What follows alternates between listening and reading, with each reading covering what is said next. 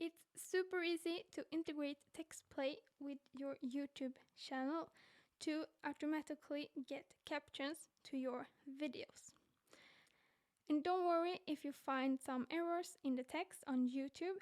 It's still very easy to edit the text and the sync between the text and the audio. Navigate to the integrations page and click on this little green icon on YouTube. You choose the language and then you click on YouTube to continue. You will be directed to Google to choose which account you want to use. TextPlay will request access to your account to show, edit and delete videos. You need to accept this for the integration to work, but remember that TextPlay will never delete anything on your account, I promise. Click on continue and you will come back to TextPlay, and when it looks like this, the integration is set up. But just because the integration is all set, it doesn't mean that everything on your YouTube channel will automatically have captions. But all the videos you upload after setting up the integration, they will. So the next step is to upload your video to YouTube as you always do. Remember to not make the video private. If you do that, the integration will not work. Then you go back to TextPlay, to the integrations page, and click on the synchronize button.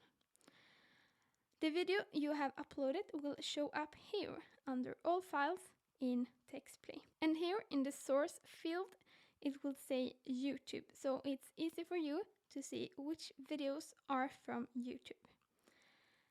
When it has a green check mark in the status field, the captions are done and you can watch your video with closed captions on YouTube.